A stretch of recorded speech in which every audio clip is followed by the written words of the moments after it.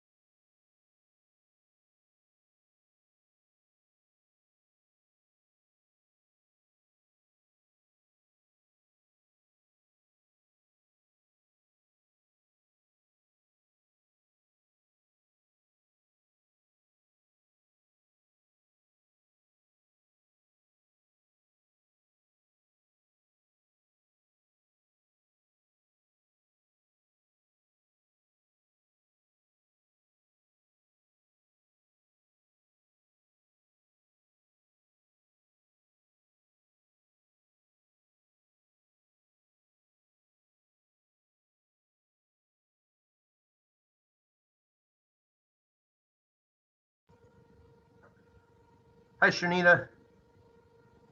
Good morning. Good morning.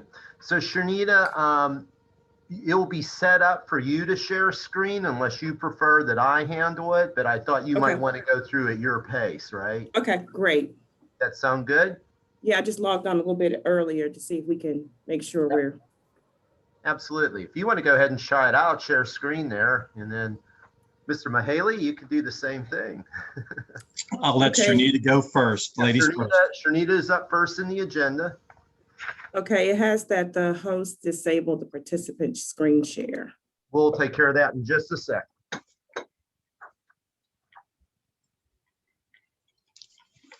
How's things, Shanita? It's going. How are you? All right. Funny seeing you here. I know, right? Actually, funny seeing me here. Hi, guys. Hey, Kelly. Hey, Kelly. Joey doesn't think I like to share, so sometimes she's disabled. I totally forgot about it. Now see if you can do it. Thanks, Kelly. All right, Shanita, that should be good to go.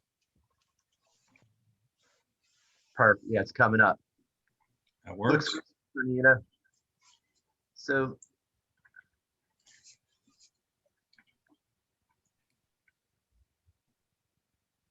Okay. you want to try to advance just to make sure. Yeah, perfect. Yeah, it looks great. I love the dog photo on the photo, by the way. All right. You want to stop for now? Yeah, why don't we let John pull his up real quick, make certain his is going to work too. All right. Let's try this one.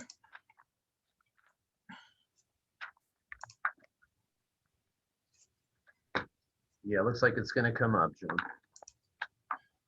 I put on slideshow here from the beginning.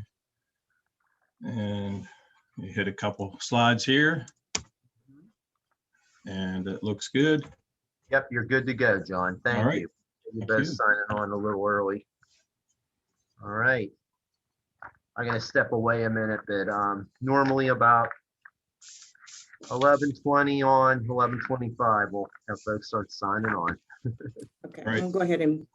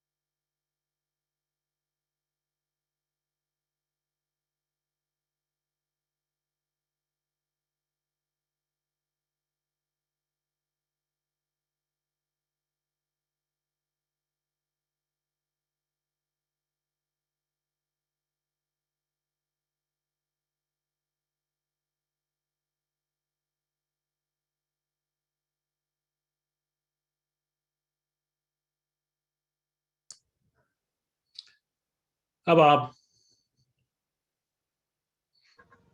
Hi, Ron. How are you today? I'm doing great. Hope you're doing all right too.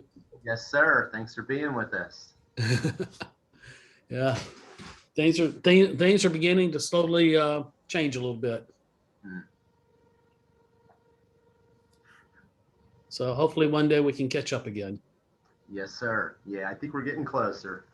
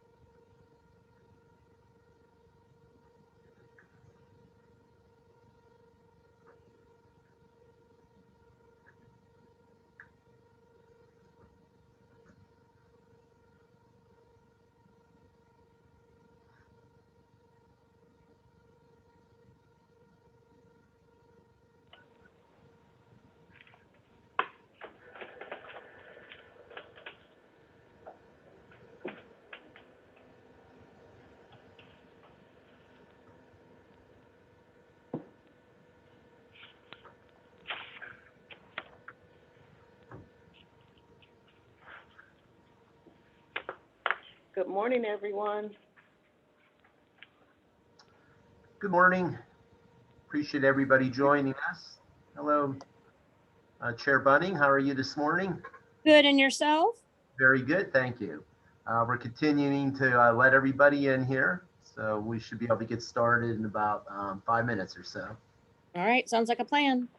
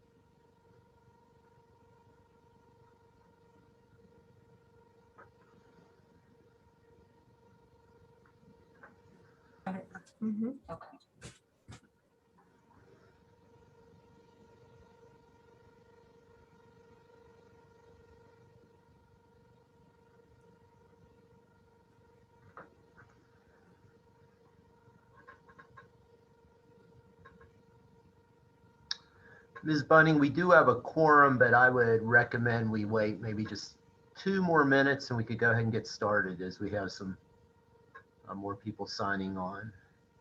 Okay. I just think the clock just turned to 11:30 anyway. Maybe one more minute and then we'll get started. Very good.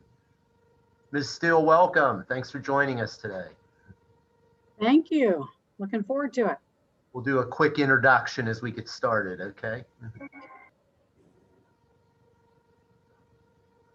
And hi, everybody. I'm filling in for Randy Wheeler today. He got called into a meeting. Great. Thank you so much. You're welcome.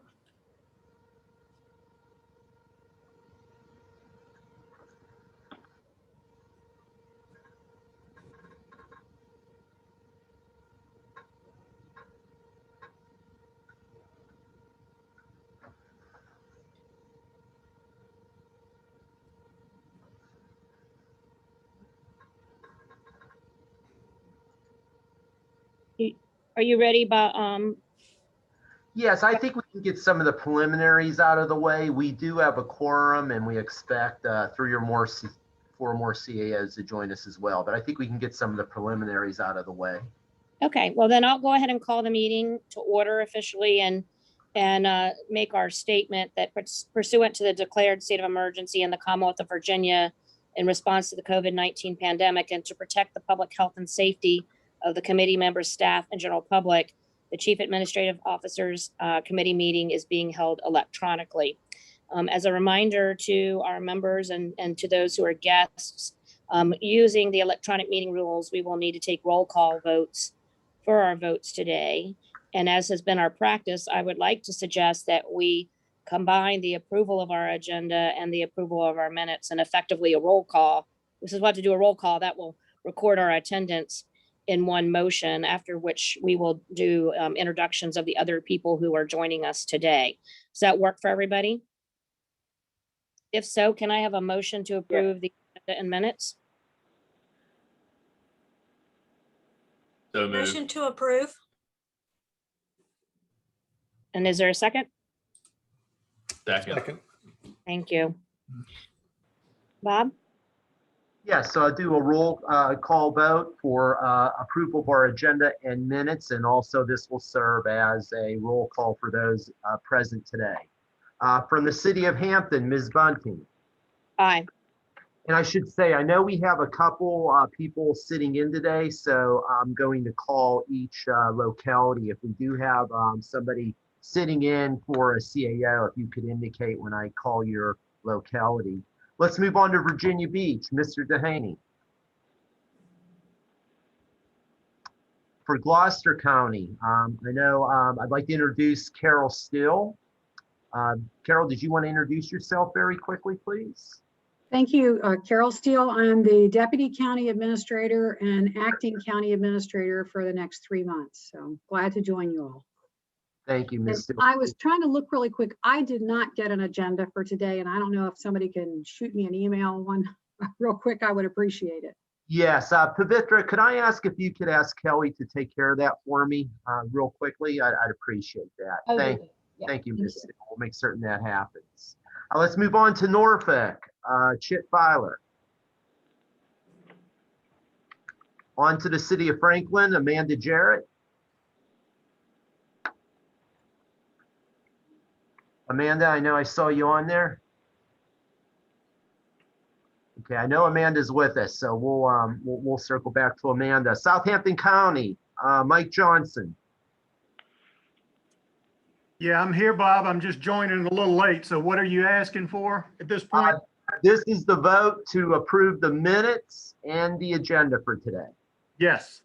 Thank you, sir.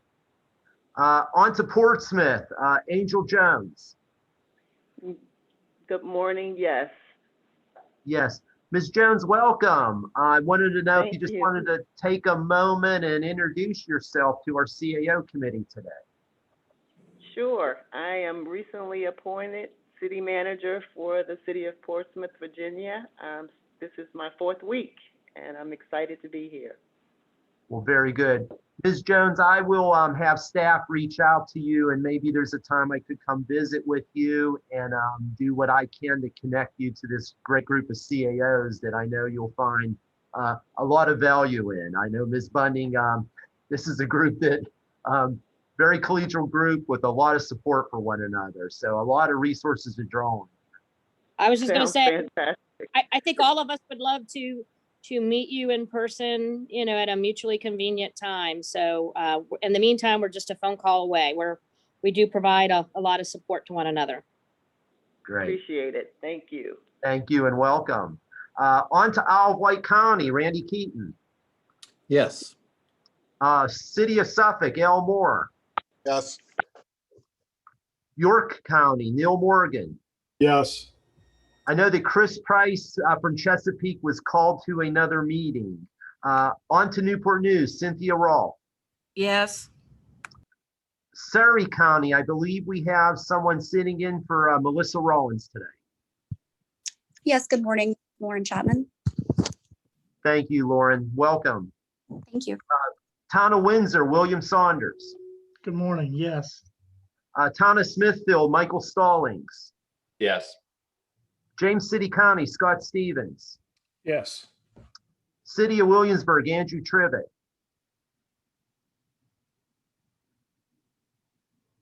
Yes, sorry. That's okay. Thanks, Andrew. On to Pecosa, Ms. O'Connell. Yes. Thank you.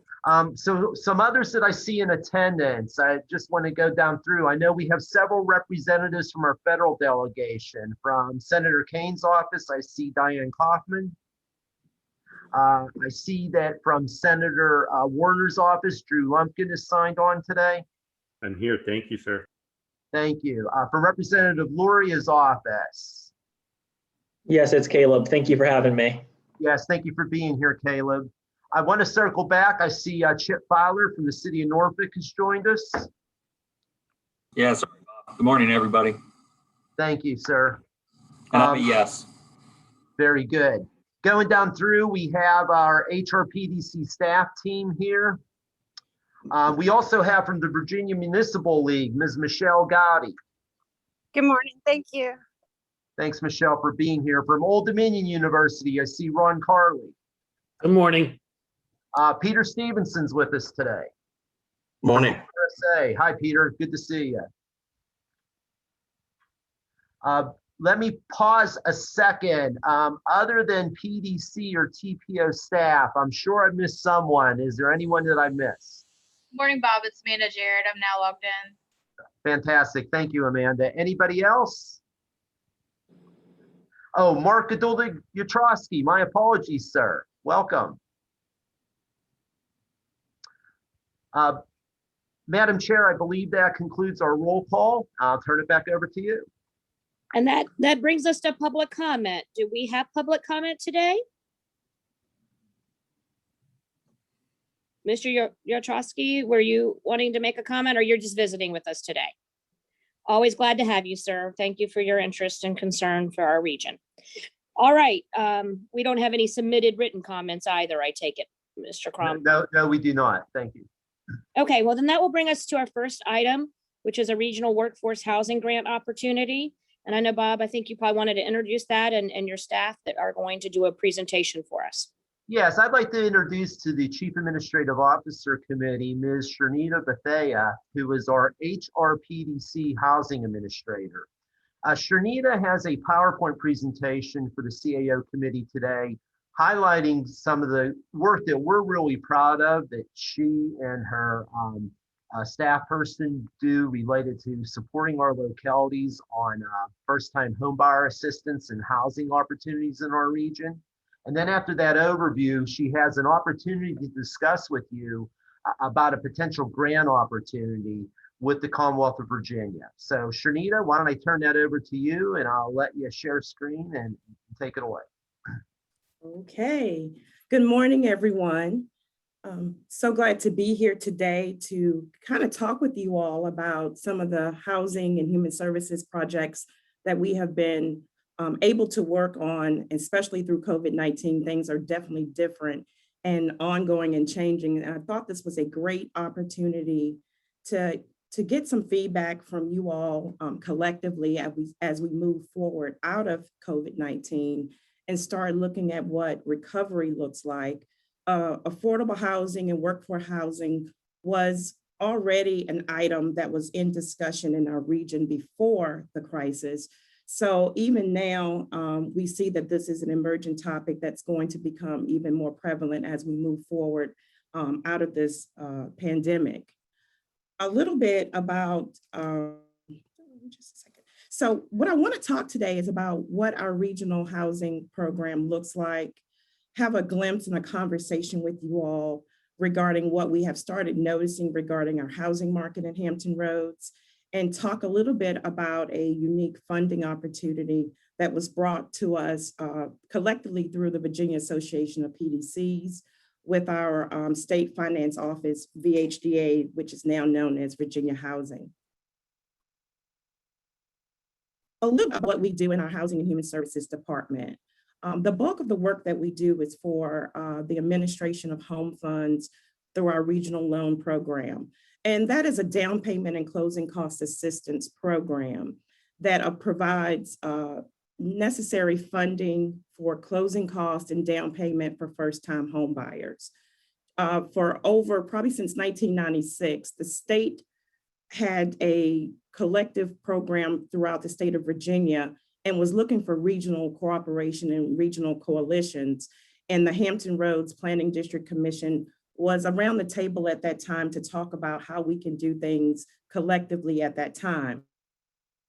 96, it was an interest reduction program, but over the years, it kind of generated into what is now considered a down payment and closing costs program. In terms of the other work that we do, we work on various other programs and committees, advisory boards in the region as well as the state, with programs as it relates to older adults, persons with disabilities, and other affordable housing situations that result in working with vulnerable populations such as homelessness, ensuring that we have accessible housing in the region, and looking at other issues and initiatives that come forward as it relates to foreclosure and some of the other issues that you see with COVID-19 being prevalent now. We also staff support the Hampton Roads Housing Consortium. That is a regional coalition with all of our jurisdictions. We're proud of it because it contains lenders, realtors, all of our housing authorities and city housing office participate. We meet quarterly, but since COVID-19, we've been meeting a little bit more just to talk about what issues are surrounding the practitioners that we see that are still out here doing the work in the pandemic. This is our team. We call it the Mighty Team of Two. We do a lot of work.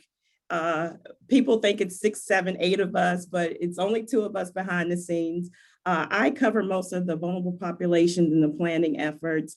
Deidre Garrett is our housing specialist and works more intimately with the first-time homebuyer classes and the first-time homebuyer education pieces with our clients, and also that qualified for the first-time homebuyer programs. What is the down payment and closing cost program? We provide, again, assistance for low and moderate income homebuyers wishing to become homeowners. It's considered a grant, but it's actually a forgivable loan that is forgiven each year on the anniversary of their closing. And generally after the 5-year period, the amount is considered paid in full. And the only reason there is considered a loan is that it pretty much protects affordability. So that means that the client can't get the homeowner assistance grant and then decide to go ahead and sell the next day and reap the benefits of it. So it protects the affordability of the project and allows the client to gain equity.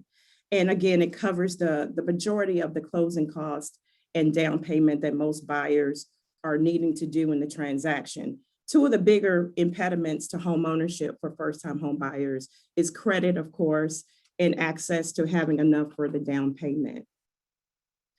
Generally, there's a lot of credit and mortgage pieces, of course, for eligibility, but the person has to be a legal resident or a US citizen, not have any ownership in a property for 3 years, and be at or below 80% median area income. And primarily right now, what we're seeing is that most of our clients at or below this income guideline, their credit is looking great.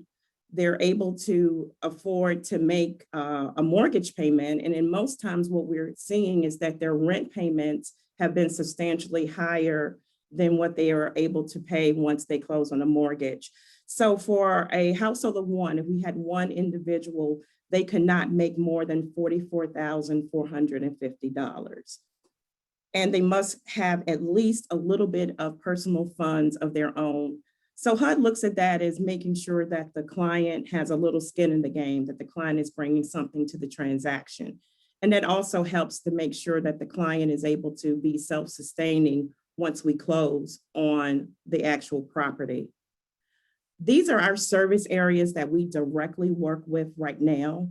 We are the direct recipient and administrator of funds for Chesapeake, Portsmouth, Isle of Wight County, and Smithfield. We also participate in the Regional Loan Fund for James City County, Gloucester, Poquoson, York County, and Williamsburg. There are other organizations and cities that have their direct funding, and we partner with them through information and referral, and that is through Norfolk, Suffolk, Newport News, and Hampton. And most of our down payment assistance providers in the region, we meet quarterly. We're always on the phone with each other, either referring clients or talking through program analysis and criteria. So we have been able to kind of set up a network that if a client is interested in more than one locality, that we're referring in between programs to make sure that the client is affected. When we talk about what workforce housing is, and a lot of times you see that people use the word affordable housing interchanged with workforce housing. But what I did was I had Deidre pull up a last couple of closings that we did to give you all a clear picture of the types of clients that we're seeing. We call it workforce housing because these are the people that are in our neighborhoods doing that work. So recently we closed with a Chesapeake buyer, which was a mother of three. She was traveling from the other side of Moyock, North Carolina, just for affordability into Chesapeake to work. And she was able to close on a home in Chesapeake in February and be closer to her job and be back into Virginia with the rest of her family that was helping her with her children. Recently in January, we had a closer, a young gentleman close in Portsmouth. He had finished the apprenticeship program. We were very proud of him and had finished high school, was living with his parents. His parents were, of course, ready for him to leave the nest, but he was able to receive a down payment and closing cost assistance program with us and buy his first home at 21. So we thought that was quite impressive in terms of keeping his credit together, going through pre-purchase counseling to make sure that he was understanding his spending and being able to go out and be a homeowner and still continue to go to work each day. And we also had a buyer that was a longtime York County resident. She had been participating in their housing choice voucher program her entire life, 68 years old, and she purchased her first home in right over the boundary of Williamsburg, but we took it anyway. We were very proud of that. Had been in the housing choice voucher program, again, the entire portion of her adult life, and is now a homeowner at 68, still a part-time bus driver for the area and able to raise her grandchild. So the program has been really able to assist what we call our workforce. So when we look at the analysis of where our buyers are coming from, they are hospital nurses, we have school teachers, we have shipyard workers, and that's the number one impediment is finding enough funding for them to be homeowners and to be able to move to home ownership. I wanted to talk a little bit about the current real estate market and have a little conversation if we have a little bit of time. And I know that you all have a robust agenda today, but we're seeing a lot of shifts that kind of concern me. And we see this happening. Then we just got out of a bubble in 2008 and 2009. And the real estate market, if any of you all have been looking or have family members that have been actually actively in the field, we're seeing that there is a steady incline in terms of how much houses are going for again in our neighborhoods. We're looking again into investor and cash offers. We're looking at the fact that we have contracts that are ratifying over the asking price and over the appraisal value. And that's one of the warning signs and red flags that we saw back in the day. No consular sessions and home inspections are being waived. And the other big piece I wanted to bring to your attention is that we're getting very close to the eviction and foreclosure moratorium being ending.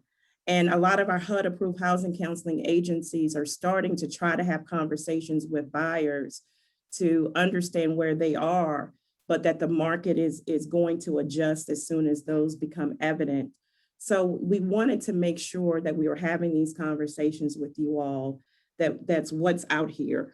Yesterday, we had a conversation with some local realtors about what they were seeing on the ground. And these are some of the things they were mentioning. that the first-time home buyer, and that is typically anyone that is purchasing under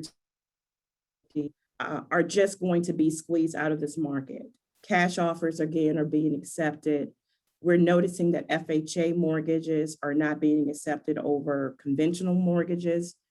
And again, cash rules. So when you have a client that's willing to offer 100% cash on a deal, it kind of squeezes out the affordability for our first-time home buyers. So we looked at that, and we also had a conversation again with Virginia Housing. Virginia Housing recently changed their name. They were formerly known as VHDA. They approached a couple of the directors with Virginia Association of PDCs just to get some conversation around what they could be doing at the state level to enhance and increase home ownership opportunities in our region, as well as quality rental opportunities for the first-time home buyers and for renters in our area. Virginia's a little different. Virginia's state finance office is separate from their community development. So we have two partners at the state, which is DHCD and Virginia Housing, and we both work with them with these type of projects.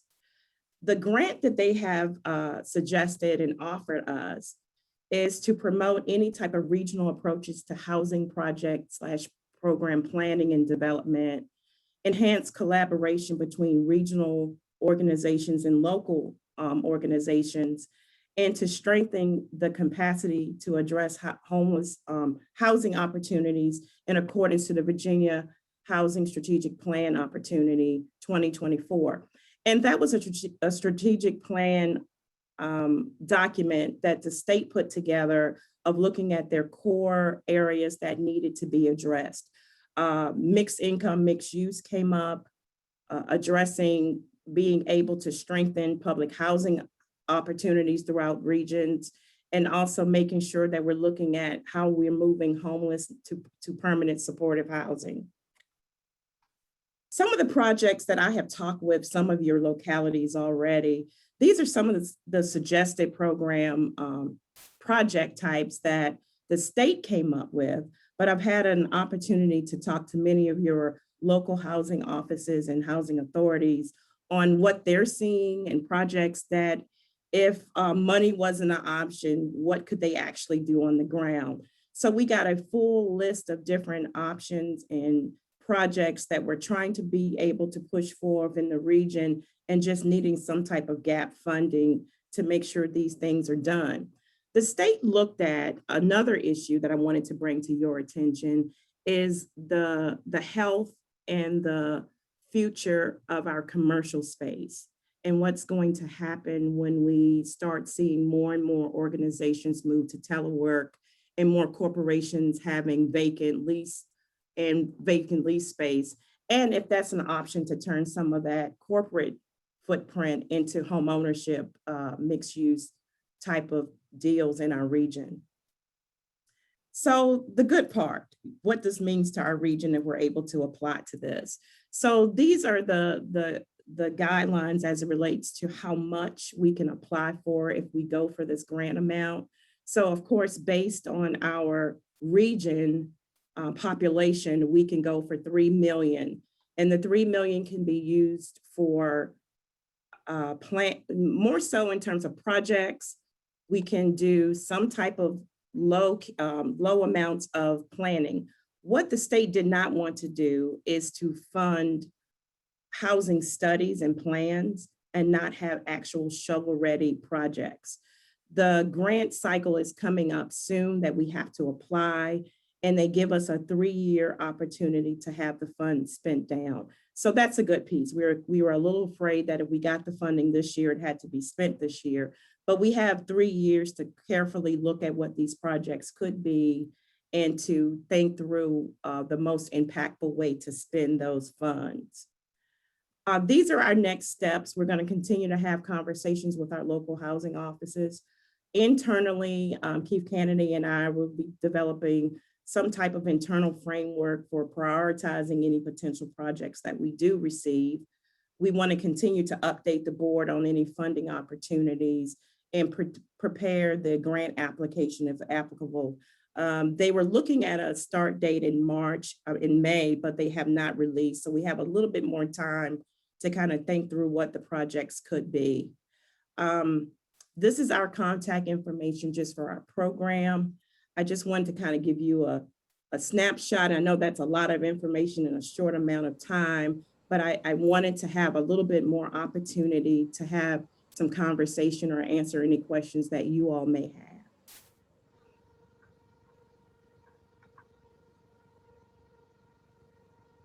Thank you, Sharnita.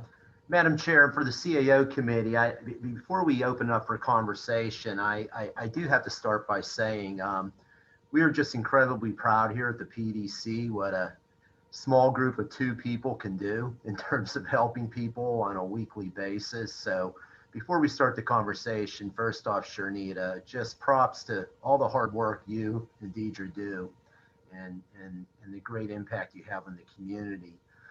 Madam Chair, what would be very helpful would be taking advantage of Sharnita's expertise here to, what are you seeing in terms of housing trends in your community? Sharnita touched on some things we're hearing repeatedly, right?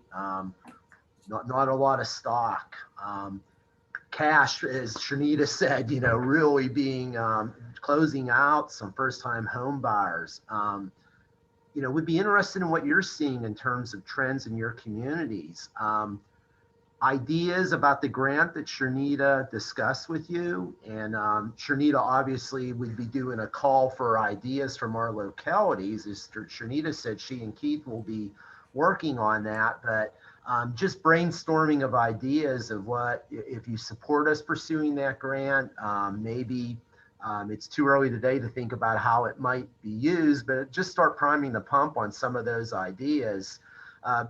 Sharnita, we'd like to take this to the PDC this month so we could keep the process moving. And Ms. Bunning, we thought it best to start with the CAOs today. So with that, we'll just open it up. I do have one question. As Sharnita mentioned, some of us have our own housing authorities that are doing this work. Is the grant just for the PDC, and the PDC would apply not only for the localities you already serve, but on behalf of those of us that have housing authorities that do this work for us? Or would the housing authorities be separately applying? I want to be clear on how the grant itself is structured, because some of us have pretty large operations. Right. So we will apply as the PDC, and then we will be the pass-through organization to fund and to administer the funds to the individual projects. I've reached out to Mr. Miata, have not heard back from him, but we've been playing tag and talked with a couple of his other staff about any possibilities they have on the ground so we can have a better idea. Now, of course, in conversations with Keith, we have to be able to look at what's the most impactful. $1 million to you looks different than $1 million in Smithfield or vice versa. So we've just been gathering potential projects that each locality has been working on, and just kind of saying, if you needed a bit of gap funding to get something done, what would that look like? The other piece, Ms. Bunting, that we looked at also is that Virginia Housing has a whole separate community development group. And some of these projects that I have had the opportunity to talk with the housing authorities are much larger in scale. That would be way exceeding the 3 million, but very well may be a great project for Virginia Housing. So I've offered to be able to be the liaison to get those projects directly looked at for financing that would be outside of the regional pod. Okay, well, they have some other grants. I wanted to make sure those of us who had, if we were able to directly apply for similar funding, we wouldn't want to be sort of clouding your space with our. Exactly. But if it's something that it's really truly for the region, there may be some incremental gap money that could help, meet the needs of a large number of people. So I just wanted us to all have clarity on that. Yeah, and I talk with each housing authority that I could contact to see which of their smaller scale projects would fit this particular grant, and what else they were working on that would be a larger scale project. Dr. Michael Hawkins used to work for the city of Newport News. He lives in York County, even though he still works in Richmond. So he's intimately very familiar with a lot of the local partners and knows our scope of what we're doing in each of the localities. And they are more than willing to work on the larger scale projects and talk through those, in addition to some of the smaller things that we can do through this regional funding. Okay.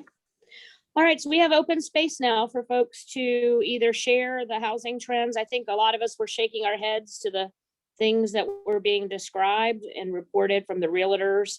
But if there are other commentary that folks want to provide either to that question, or if you have some immediate ideas you'd like to share on the table, I know we can also follow up with the staff as we talk within our communities. But are there any immediate feedback or questions for the team? Yeah, I would just like to ask, we're seeing a complete absence of housing under $200,000 in the community. And, I've seen some other places where like former schools have been converted to apartments or housing, and maybe looking at some non-traditional ways that we can provide workforce housing. And I wish we could get people to use workforce housing versus low income or affordable housing. That it seems to send a different message. And, the community a lot of times hears affordable housing and thinks of low income housing, which is not the case.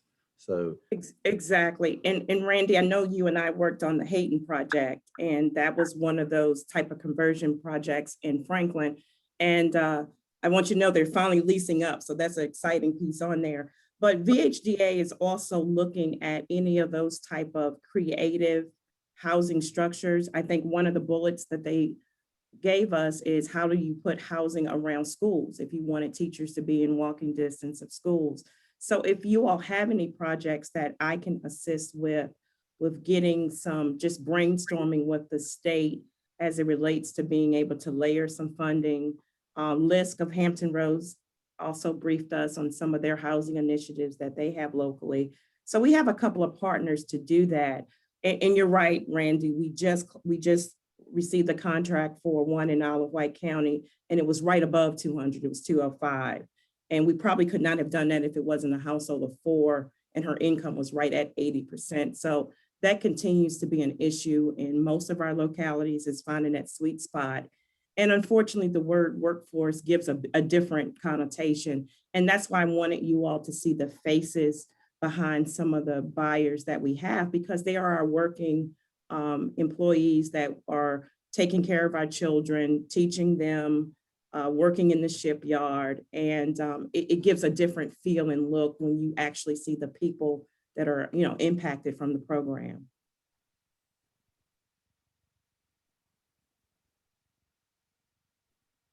All right.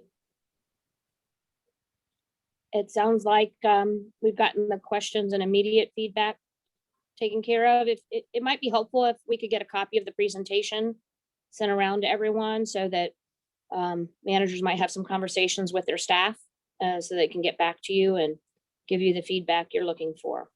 Absolutely. Ms. Bunning, what we'll do is after the meeting, I'll immediately forward Sharnita's presentation to everybody.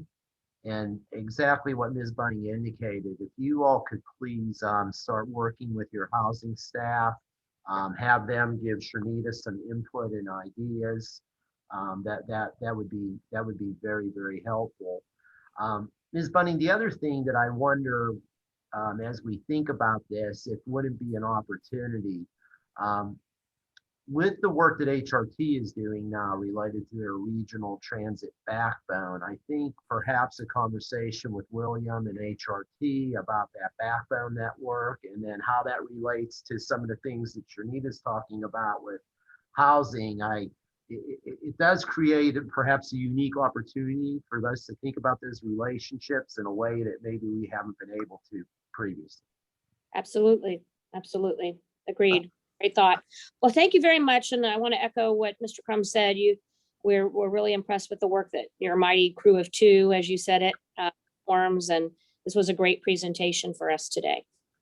I had one more item. Oh, sure, go ahead. The Peninsula Realtors Association recently came to us and has offered to help do a housing study in Alawite County. I think they've done it in some other jurisdictions on the peninsula as well. So, Sinead, I'll be glad to share that information with you. We're going to actually use that to help in our comp plan discussion about affordable housing, so or workforce housing. So our board approved it, and they recognize the need for that, but the realtors are offering to do that at no cost. So. Oh, perfect. Thank you. All right. Well, thank you all very much. The next item we have is a discussion on the 2021 Congestion Mitigation and Air Quality Improvement Program, as well as the Regional Surface Transportation Program. We wanted to talk about the project selection process. I'll turn that back over to you, Mr. Crum. Yes, thank you, Madam Chair. Just very quickly, as I think everybody is aware, and we're going to call it RSTP and CMAQ today, just to help Mr. Mahaley not have to repeat that so much. That one of the things that our HRTPO board does, that your staff is very closely involved with, is allocate some money to transportation projects through our TPO board. RSTP and CMAQ are monies that come directly to the TPO, for which we have direct allocation authority. There's some things happening related to that funding source that we thought it was important to have Mr. John Mahaley come in, our principal who manages our financials for the HRTPO board, and give the CAO committee an update on where we stand with that process. So, John, I know you have a brief PowerPoint to go over that for the CAO committee. All right. Well, thank you, Bob, and good afternoon. Thank you very much for inviting me to brief the committee today. I'll be providing, let me get my presentation going. But as Bob mentioned, I'll be providing an update on the project selection process for calendar year 2021 for CMAQ and RSTP funding. And I think everybody can see that now. Yep, we're up, John. Thank you. All right, great. Thank you very much. So the process that we're going through right now is for calendar year 2021, but the monies that will be allocated are for fiscal year 2028. So I just wanted to make that distinction up front, and I'll get into that a little bit more in the next couple of slides. So as Bob mentioned, the HRTPO is responsible for project selection and funding for CMAQ and RSTP. CMAQ is it's the federal funding for projects that primarily help improve air quality of our region, and then RSTP has a wider variety of projects that can be funded through that source. Annually, a total of approximately $50 million is available for allocation for the two programs. So that's a significant amount of money, and over a 6-year period, which is our 6-year improvement program, it's about $300 million. So as part of the calendar year 2021 CMAQ and RSTP project, the projects are all reviewed to see if there are any cost or schedule changes first. And then we look at the requests, the funding requests for current CMAQ and RSTP projects that have out-year funding needs, and in particular out-year for this process is fiscal year 2028. The HRTPO policy is to fund previously approved projects before considering any new projects. Now, just to explain a little bit, so I just wanted to be very clear with you that the funding is available in fiscal year 28, but 2021 is our current calendar year process, and I'll get into that schedule in a second here. So the current calendar year schedule is shown here, and as you can see, we are still on schedule, but the problem here is the call for new candidate projects from the localities and agencies it may be on hold here because of the funding requests for fiscal year 2028 on previously approved projects. Now, we can push this schedule out 2 or 3 months if needed, and then if new funding is available, then we can certainly entertain some new candidate projects. Now, with the fiscal year 28 CMAQ funding availability, our estimate right now is $13.5 million. Now that is listed a little differently in your agenda today. It was available before the FAST Act reductions, which I'll get into in just a moment here. But at the end of the day, for fiscal year 28, for CMAQ funding for new projects, we have a little over $1 million available, which typically we try to keep that in reserve for each year because of fluctuations in the availability of the funds once we get closer to that fiscal year. And on the RSTP side, you can see that we're woefully short of the amount of funding needed in fiscal year 28 to be able to fund all of the requests for fiscal year 28 funding for previously approved projects. So we're about $16.3 million short right now. Now, the other piece I mentioned previously that comes into play here for fiscal year 28 in particular is the fiscal year 22 to 27 FAST Act reductions, which I believe you're briefed on this previously. So the VDOT 6-year financial plan assumed growth assumptions with the FAST Act. And this is based on previous FAST Act funding per year. What happened at the federal level is they drew back those growth assumptions and set everything to fiscal year 2020 levels. And what that did was it created a big issue for us here in Hampton Roads and across the nation to the amount of $38 million over that 6-year period that was reduced down. So on the CMAQ side, about 11.4 million, and on the RSTP side, 26.7 million. Now, if you were to take that over the course of the 6-year program, that's about a 12% reduction in total CMAQ and RSTP funding. And so VDOT, HRTPO staff and the localities and agencies got together and came up with a plan to make some changes to the program. And this plan would also cause some of the CMAQ and RSTP allocations to be moved out to fiscal year 28, which would further strain the amount of money available in 28. So we came up with a solution. And so that solution is for the proposed suspension of the calendar year 2021 CMAQ and RSTP project selection process. As I mentioned here, the TTAC weighed in on this morning actually, and agreed to temporarily suspend the process until additional funding is identified or available. And the board, once again, will consider this at the meeting on May 20th. So this temporary suspension, it can absolutely be revisited if FAST Act funding adjustments are adjusted up, or the availability of additional funding through a new federal infrastructure package, which I know that you're all aware of the possibility of that. And some late breaking and good news is that I just got this as of 8:30 this morning. There's $13 million, about $13.2 million that will be available to the Hampton Roads region, which will be applied. This is the COVID relief funding that is to be applied similar to the RSTP allocation process. So some of these drawbacks to the FAST Act can be remedied in the near future, and we'll be moving very quickly on this. And this will be brought up to the HRTPO board at their May 20 meeting as well to make these adjustments. And at the end of the day, we can get a little closer to bringing the numbers back to where they were previous to the FAST Act reductions. So I was just here today to provide you a brief on this and to let you know what's happening.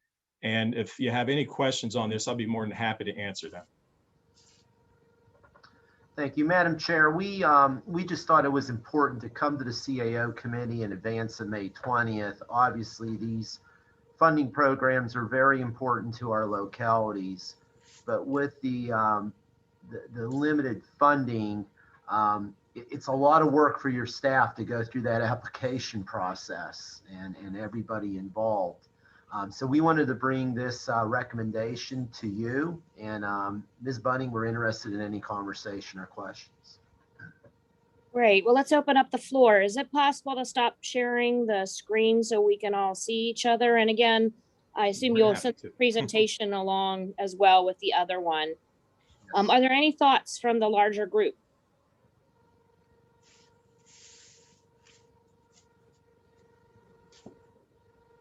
All right. Well, I mean, my thought is, I appreciate you alerting us to this, and it's unfortunate that we are where we are with the money situation, and we all have to do our part in advocacy to make sure there's proper funding available. I know that has always been a big part of our legislative agenda and will continue to be. But as much as it's disappointing, I think we understand, that it doesn't necessarily make sense to do all this work without having the funding availability. So Ms. it Bunning, saddens me that we're here, but I understand, what's being recommended. Ms. Bunning, I will say, obviously we have to respond now to the dollar level that we have at hand, but I'd like to follow up on what Mr. Mahaley said. As you know from our last PDC meeting, we're doing an awful lot of work in collaboration with a number of regional organizations, meeting with our federal delegation. Our federal partners are on the phone or on the screen that have been meeting with us. The hope is come fall, we're going to get a vote on a major federal infrastructure package. And it's our hope that I'll be bringing Mr. Mahaley back to give an updated report after that. So, we'll hang in there and we'll hope for the best. But I think this does demonstrate, even at a smaller level, that really demonstrates why we really all need to keep the pressure on and advocating for that type of federal investment in our infrastructure system. Without a doubt. Thank you. Anything else before we move on to our locality roll call? All right. Each month we set aside time. I know one of the things that Mr. Crum and myself and Vice Chair were interested in is, any topics in particular you'd like to see on upcoming agendas. It's been some time since we've asked you all for that because our agendas have been dominated by things like COVID and vaccines and budgets and some of these, necessary briefings. But as we look forward to the next several months, there may be some opportunity for us to focus on some new tasks or some new issues. So we wanted to open that up and make sure that we're properly planning your meetings so that you feel that you're getting what we, our collective thought process on any issues. Additionally, I know that Mr. Crum sent out a note yesterday that there was a request from at least one locality that we provide, I guess, an update with where we are in our localities with collective bargaining now that the state law, went into effect on May 1st.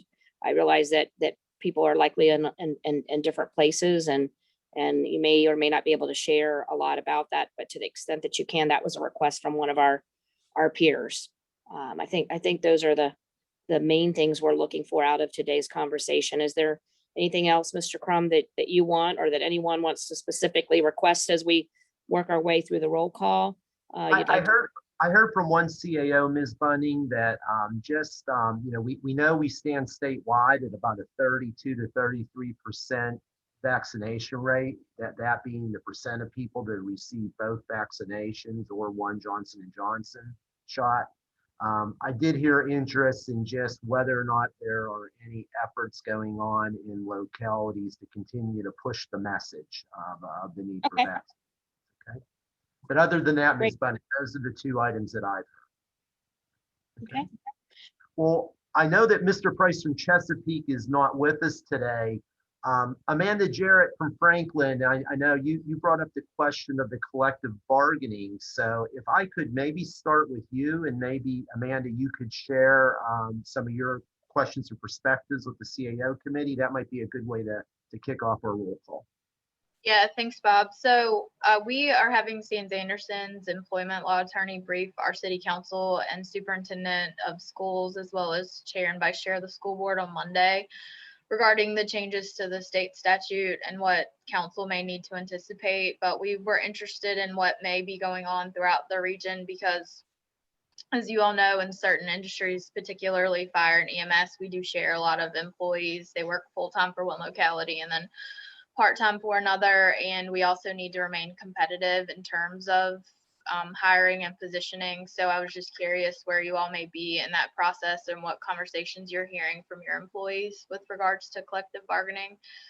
And then with regards to vaccinations, 3 weeks ago, we had over 55% of our adult population in the city fully vaccinated. So I'm sure we've exceeded that at this point. It seems to go incredibly smoothly for us as it has been over the last few months. So we're very pleased with that. Thank you. Thank you, Amanda. And for everybody, Amanda and everyone, Michelle Gotti from VML, thank you. Michelle just posted some information from the city of Alexandria. And she said some good information and charts about collective bargaining. Michelle, anything you wanted to add to that link that you posted? I'll just say it was their March 20-ish meeting. I think it was the 25th, so I apologize. I don't know the exact date, but the charts are really good, and they popped up in Charlottesville and they've popped up in Roanoke. So it's something that the firefighters are definitely using statewide. So it's worth either watching their meeting or just looking at the chart so you know what kind of issues you're going to have to face as you look at the collective bargaining issue. Thank you, Michelle. On the Gloucester County, Ms. Still, I apologize, welcome. But this is just an opportunity. You don't have to be limited to the items we mentioned, but this is just an opportunity. If there's something that you're addressing in your county that you think might be of interest, this is just a chance for information sharing. Or if you have any questions you'd like to hear input on from other CAOs.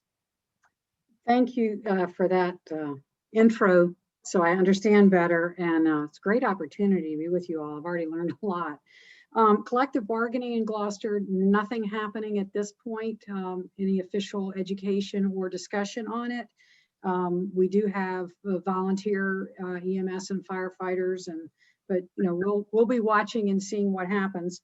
I think the biggest thing besides sales tax that you probably have read about, but the biggest thing that's going on in Gloucester is the watch for the Rescue Act funds, and particularly how that will relate to broadband. We know we're in with many of you all trying to get ubiquitous broadband and hoping this may be a help for it.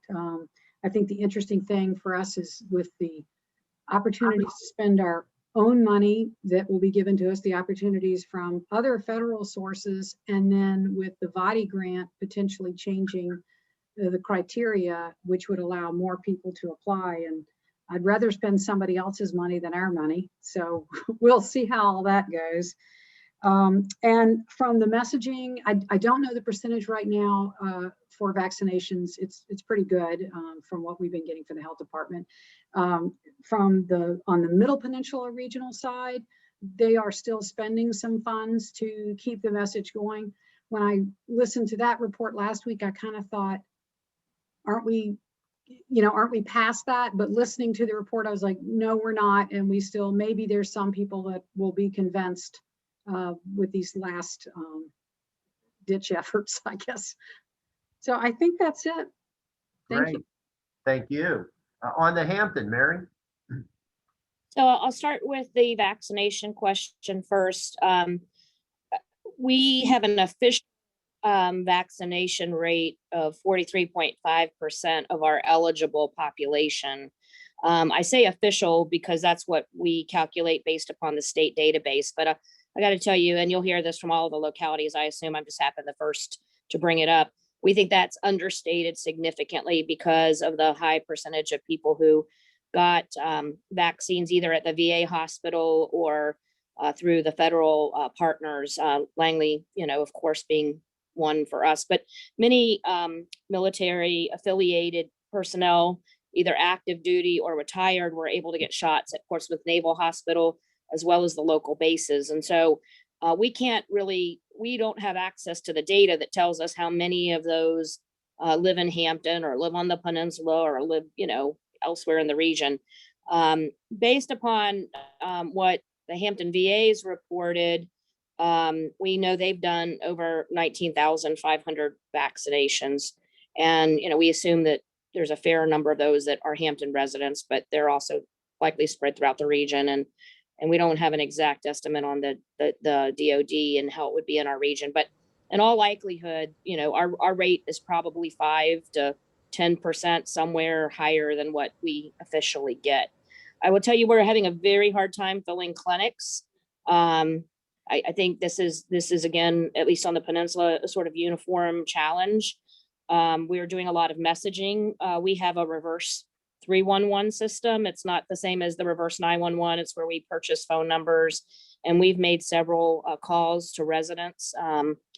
to let them know of the Coliseum's availability for walk-in appointments and to promote other, pop-up community events.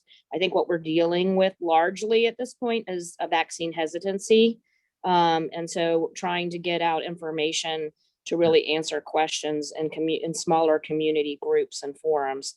One last thing I'll just mention, I know this has been a conversation on the peninsula, but with what appears to be a fairly imminent Pfizer request for FDA approval for 12 to 15-year-olds, assuming that that happens, we're making plans with our local school division to offer clinics at high schools and middle schools once schools get out, with the thought that that might be a more accessible place for people, a more comfortable place for them to go. So our school system, we've had great partnership with our school system all along, and they're willing to partner with us to do that, and also to make the messaging available to our parents and students through their communication channels as well.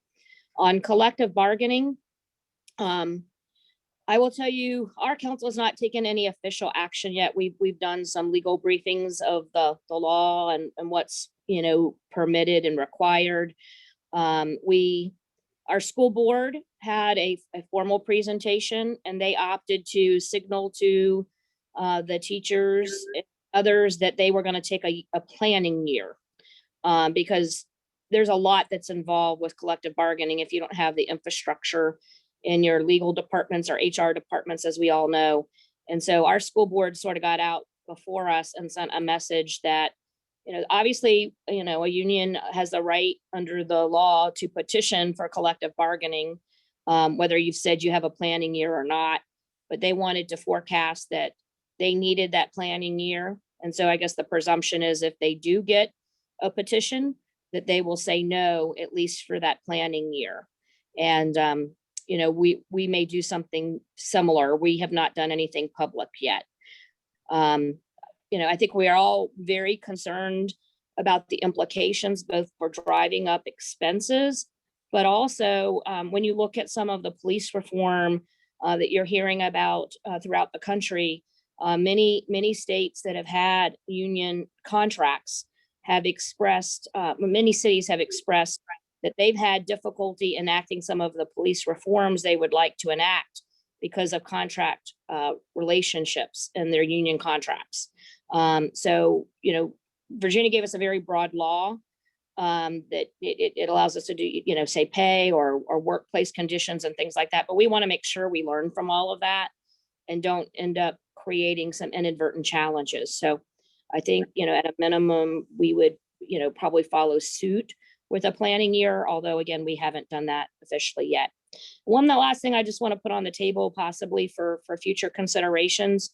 Many of you may know that the 7 large cities mayors during National Youth Violence Prevention Week had a Zoom sort of conference call and town hall, and I think it went very, very well.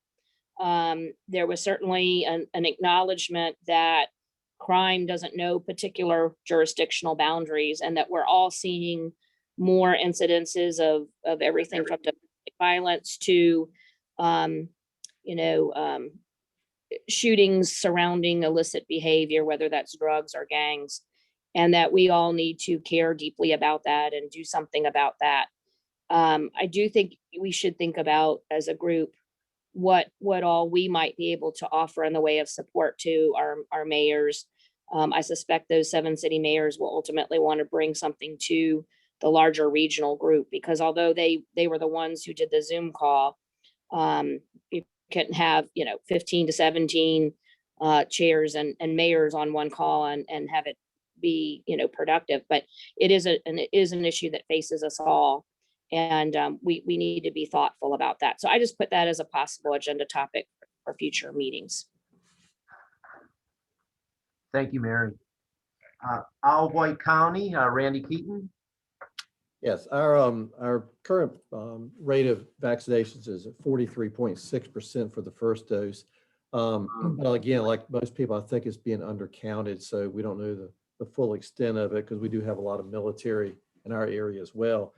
As far as collective bargaining, we've discussed it in-house. We haven't briefed the board on it yet because we've just been so focused on budget. We'll be having a briefing for the board soon, but we haven't received any interest from groups that are seeking the ability to collective bargain. I don't think we would be favorable to that at this time, even if we receive something. But again, we haven't had anything move forward yet. Great. Thanks, Randy. James City County, Scott. Whoops.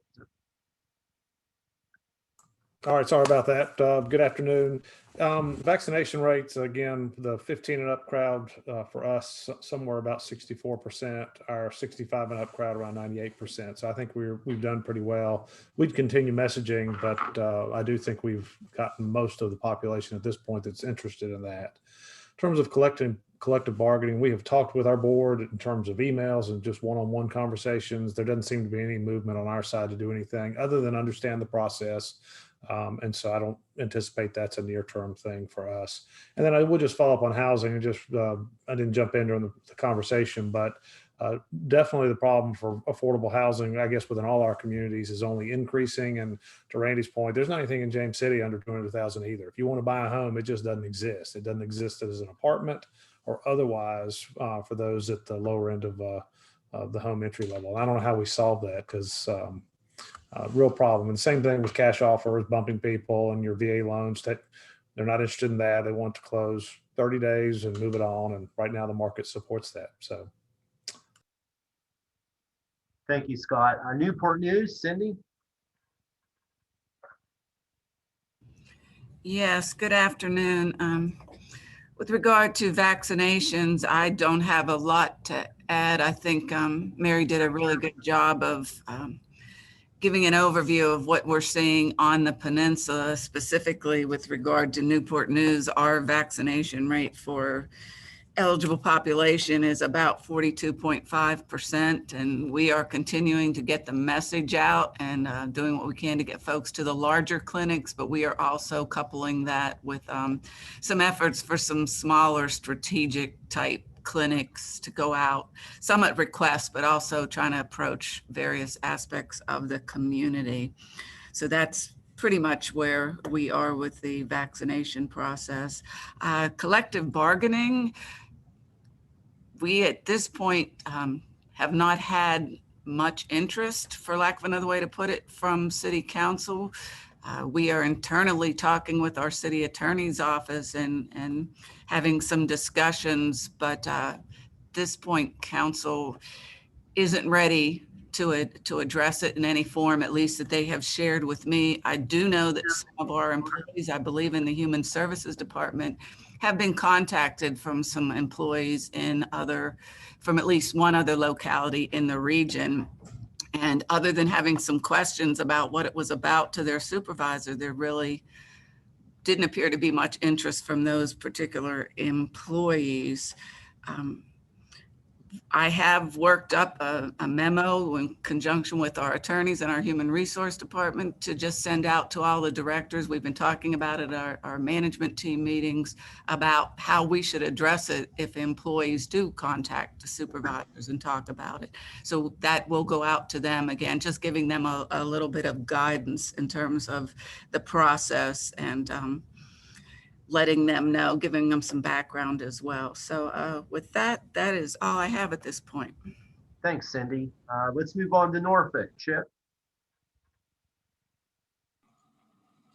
Hey, but yeah, let me start with vaccines. So we're in a similar position that Mary alluded to. We try to have numbers, but we know our numbers aren't anywhere near what's really going on because we have so many of our residents that are getting shots at the VA and getting shots over at Portsmouth and the shipyards were getting them. So, we're doing pretty well. We're in a fairly unique situation with our local health district efforts and our community efforts because as you all probably know, about 5 weeks ago, our Macy's clinic, which was our main clinic that we were running, got taken over by FEMA and the feds, and it became a really huge mass vaccination clinic. So we immediately sort of pivoted our community efforts and our Department of Health efforts to niche neighborhoods, niche groups that we thought we were having some vaccine hesitancy issues and so on. We've done a ton of marketing, when we've gone door to door. We did a similar sort of reverse that Mary alluded to, a reverse phone call method through our Norfolk Cares, in some of those. And so I think we have pretty decent vaccination rates. I mean, we're nowhere near where I think everybody was hoping to get, but much like some of the rest alluded to, I think our biggest issue right now is actually filling up. I think the last I had heard, we were at about 3,000 a day that we could do at the large FEMA clinic at Macy's, and I think they were only getting somewhere around 12 to 1,500 a day at that clinic. So disappointing, but I think not surprising. And to that, then FEMA has also said that they're going to wind that down over the next couple of weeks, and they're going to stop running the large mass clinic. And I think that's kind of a national thing. They're going to start phasing out the large mass clinics and going to more, physician provided. We're hopeful that once we get to sort of more physician provided, that'll help us as well. Collective bargaining. I'm going to have to apologize up front. We have a ton going on. We're really far down the road, but I would prefer not to necessarily get into too much of that in a public forum. I'm happy to chat with each of you individually. We're probably pretty close to doing something here, I would say within the next 3 or 4 weeks. And it's been a hell of a process, as I'm sure you all know, because you're all going through it as well. We really had no choice. We had to get moving. We started probably back in mid-February. We not only had, some of the unions sort of reaching out to our employees, but they were reaching out to council. They were reaching out to the mayors. They were reaching out to me directly. I mean, there was huge amounts of pressure on us to move.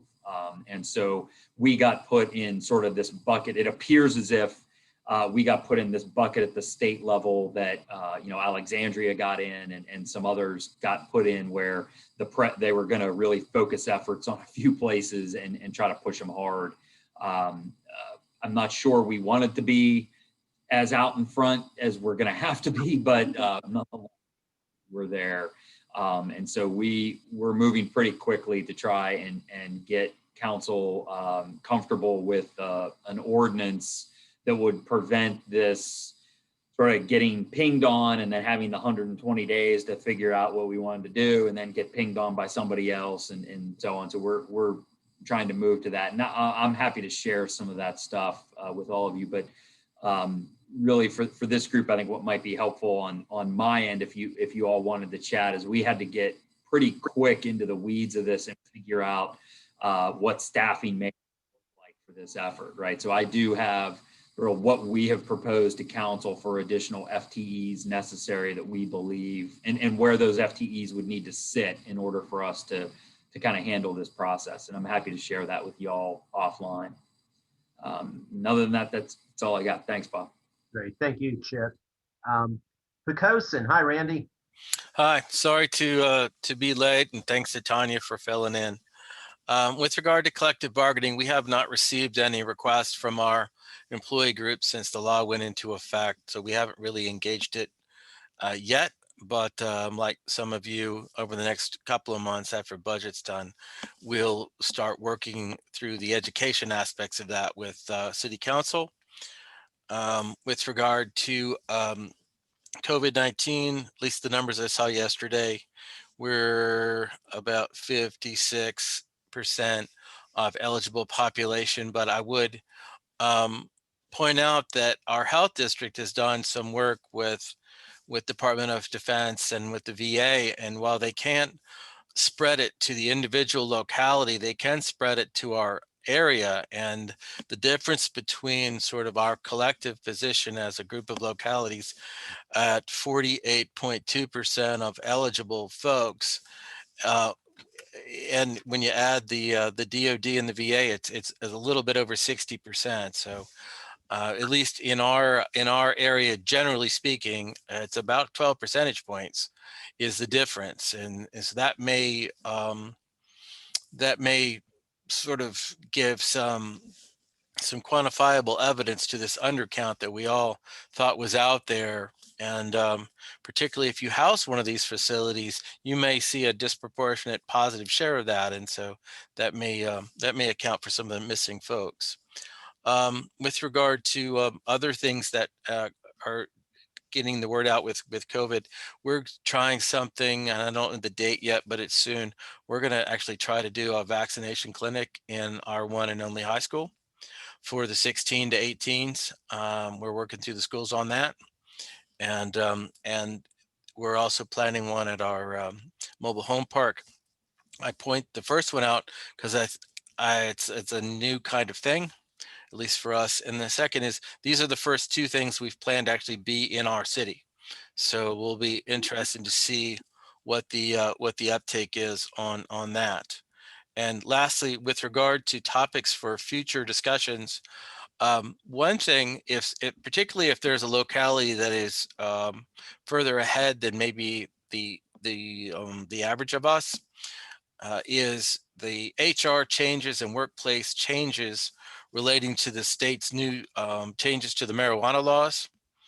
It's going to affect a number of our HR policies, driving policies, et cetera. And if there's a locality that's done a bunch of work on that, I think that might be an interesting presentation because one, I think some of us are struggling to catch up. And two, to the extent that we can all work from at least a common understanding, if not a common framework, maybe that would help us as employers and going forward. That's all I have. Thank you. Thank you, Randy. Let's move on to Portsmouth. Ms. Jones, were you able to stay with us? I was, thank you. In regards to the number of percentage that's been vaccinated, it looks like we are low at 30% receiving at least one dose.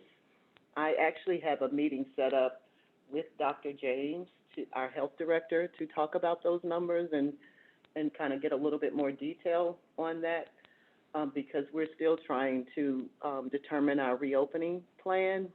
And with those low numbers, it creates a lot of concern. In regards to collective bargaining, we are definitely at the preliminary stages. We have a meeting to just provide information and any legal information to the council that's scheduled in the next couple of weeks. And that's just about it at this point. That's all. Very good. Very good. Thank you so much. And again, thank you for joining us today. We look forward to working with you. I look forward to working. Absolutely. Let's move on to the town of Smithfield. Yes, sir. With regards to our vaccination numbers, we fall into the numbers that Randy Keaton provided for the county. As far as collective bargaining, we have had no request, and my initial read of council is it's not something they would look favorable upon. Interested to see how that moves forward. And I agree with Randy Wheeler's topic for future discussion regarding the marijuana laws. That's something that we have internally discussed on how to handle that. I think there's a lot of extra guidance that will need to come from the state, looking at, you have to assume there's going to be some tolerable level of residual in someone's system based off how long it stays in the system. Do we stay zero tolerance? I think there's a lot of questions we have to address and fairly quickly regarding that topic. Thank you, Michael. Southampton County, Mike? So our vaccination rate, we're about 10 points behind the statewide average. We've got about 35% of our population has at least one dose and about 25% is fully vaccinated, but we're continuing to make slow but steady progress on that. With regard to collective bargaining, we have briefed our board last month. They're planning to take a wait and see position until they are approached. I don't anticipate any movement at all from our board on that issue. Given the fact that employees of constitutional officers are exempt from the legislation, I seriously doubt that we will be approached by an employee group anytime, at least in the first year. My sense is that our school board will likely be approached first. So at this point, our board is aware of the legislation and they're taking a wait and see approach. Thank you, Mike. Let's go on to Suffolk. Al? Yes, Bob. Good afternoon. In regards to our vaccinations, data I have from Dr. James on Western Tidewater as of Monday was we were 46% for 18 and above and 76% for our 65 and above. So we're a little bit under 56,000 doses given. In regards to collective bargaining, we do have a retreat coming up with council, and it will be one of our topics on that retreat. And we're very interested to see what everyone else is moving forward with. I have not heard a lot of push for doing anything yet, but we need to educate ourselves. I do still await information on the rescue plan to make sure where we're at. And I do agree with Randy and everyone else on the marijuana. I think that would be a key topic for us to discuss as a region. Thank you. Thank you, Al. Surrey County? Anyone from Surrey County with us? Yes, apologies. This is Lauren Chapman. I am in for Mrs. Melissa Rollins. I know that our vaccination rate is higher than the state's average for the first and second dose, but I don't have the exact number. I can provide that once it is available to me. For the collective bargaining issue, we have not been approached as of yet, but the board is aware, and that is a discussion board members and Mrs. Rollins are currently having. And as far as the marijuana laws go, again, staff, administration, and board members are aware, but there has not been any sit-down discussion talk as of yet. Great, thank you so much. Appreciate you being here with us today, Lauren. Yes, sir, thank you. Let's move on to Virginia Beach. Patrick, I see Patrick DeHaney joined us. Hey, good afternoon, Bob. I had to check to make sure it's morning or not, or afternoon. It's afternoon, so good afternoon. All right, so starting with mass vaccination update. I don't know if this is a thank you to Mary and Bob, but really appreciate your advocacy because, you know, we've been able to transfer our operation of our mass vaccination clinic to the state and their contractor. So that's a tremendous amount of weight off of our shoulders to now that we're just the amplifier and assisting role, which is, I think, the role all of us envisioned from the beginning. You know, so we've been able to rededicate the resources, and we were at one point up to 2 shifts a day there. So we had about 200 people a day working inside the mass vaccination pod. So we got to put those resources back towards where we need them. And most of them came from those external facing departments. So as the governor's rapidly opening up the city, we can get those employees back in parks and rec and libraries and on the beach and in the resort area to kind of get us ready for the oncoming onslaught, which we're all kind of hoping for as things kind of get back to normal. And just the note on that is that all of our hotels are booked. I think, or haven't seen, I've been here, only been here on the COVID times, and it's just been a bunch of angry resort stakeholders, and they're incredibly happy now, right? You know, I think our restaurants now, the only thing they're complaining about is that they wish the governor will allow more seating in their spaces as well. But everybody's seeing pre-COVID revenues, you know, so I think really what that means for our region is that it looks like things are getting back to normal, and probably we're going to hit growth projections or exceed growth projections. So hopeful on what that looks like. By the time we were done with the vaccination clinic, we administered about 130,000 shots. So moving on to collective bargaining agreement. The most we've done so far is that we've sent council a detailed briefing document on their legal background and also their decision points, and then what the cost would be should it be enacted. Pretty familiar with it. I came from a city previously that was 95% collective bargain, right? So 95% of the workforce belonged to some kind of bargaining unit or some kind of union. So pretty familiar in what it looks like, but really starting to go through the process now of getting staff prepared.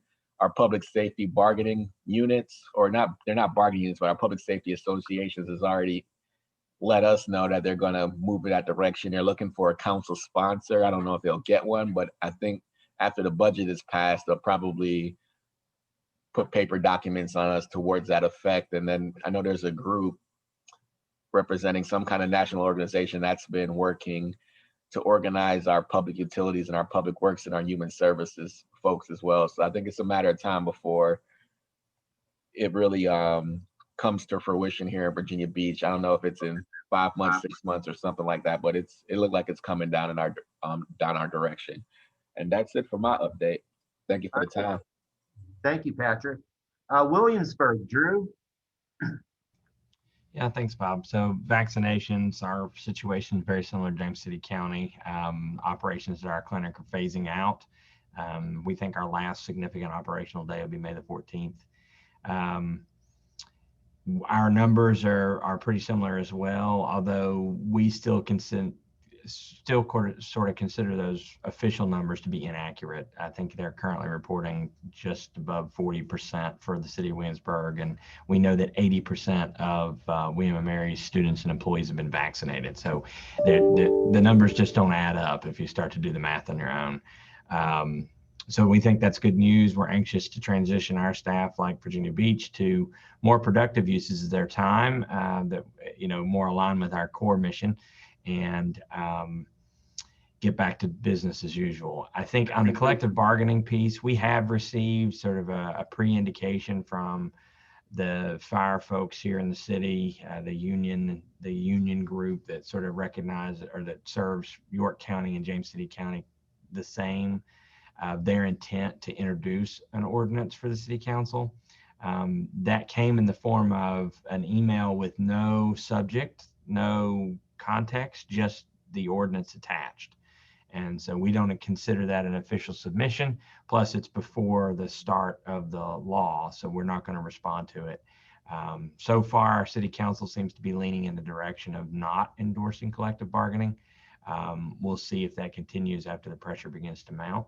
We have gotten some interest from some of the outside groups that have been mentioned, emails to council, some of them being very persistent, including calling their phones 4 and 5 times a day to try and get an answer. So I don't think that's going to work in their favor. Thanks, Bob. Thank you, Drew. On to the town of Windsor, William. Good afternoon, everybody. Yeah, as far as vaccination rates being a town within Isle of Wight County, Randy Keaton covered that topic for us. As far as collective bargaining, I don't anticipate anything coming from the employer side nor from the town side initiating anything there. And I do second the vote on having the marijuana topic as future in future sessions to explore the changes that we're going to have in HR there. Thank you. Thank you, William. York County, Neil. Hey, everybody. Yeah, on collective bargaining, same thing Drew said. We got that same email, but it doesn't seem to be an immediate issue, so we'll watch what everybody else does. On vaccinations, pretty much same experience as others on the peninsula, taking the federal vaccinations into account, which is a very large portion of our population. We think we have we're at a pretty good number. And it's just kind of my personal opinion that the place we need to go is young adults. I think there's still out there people willing to get vaccinated if we can figure out how to make it convenient for them. That's all I got. All right, Mary, back to you. All right, well, I believe that completes our agenda today. And I'm assuming we don't have any new business because that might have come up in the course of the roll call, but I'll make a formal request to see if there's any new business or any other item that folks want to surface before we close out our meeting. If not, I mean, I think that the marijuana issue that Randy raised and was echoed by many people is a great one for us to get on the agenda sooner rather than later. And perhaps we can ask our HR departments and city attorney's offices that may be already working on those things to participate in a briefing that we would get next month. I don't know which ones are more advanced, so perhaps if you all can let Bob or I know, if you are one of those localities that have given some significant thought to it, maybe we can create a small subcommittee of those who are more along in their process and thinking about that, and have them come to us next month if possible. Mary, may I apologize, but may I ask, always like to take advantage of having Michelle Gowdy from VML on. Michelle, don't know if you're able to hang on there with us, but might you have any of your cities that have maybe been out in front on this issue? Yeah, so we've been trying to determine who really is the most upfront on it, because we recognize that we've got to do something on the HR issues. So I don't have a city off the top of my head that's working on it, but we are continuing to find someone. And once I do, I'm happy to share it with all of you. Perfect. Thank you, Michelle. Fantastic. Thanks, Michelle, for being with us. All right, Yeah, thanks for having me. anything else for the good of the group? If not, it was great to see your faces and be with you again. I hope you all are, for those of you who have not finished your budget process, I hope you have a successful budget adoption. I know we have our first vote tonight and our second one next week. Many of you have already completed yours, I think, because we're usually one of the last, but I hope things are going smoothly for everybody. And I know we all look forward to the ARP details. If and when we get those, that might also be a topic, Bob. I know we didn't talk about that, but I think it would be helpful if we all plan to share some of the planned uses in our locality when that time comes. So in the meantime, if you need anything or want to share any topics that maybe come to you later, don't hesitate to reach out to us, and we'll look forward to seeing everybody next month, if not before. Thank you, everybody.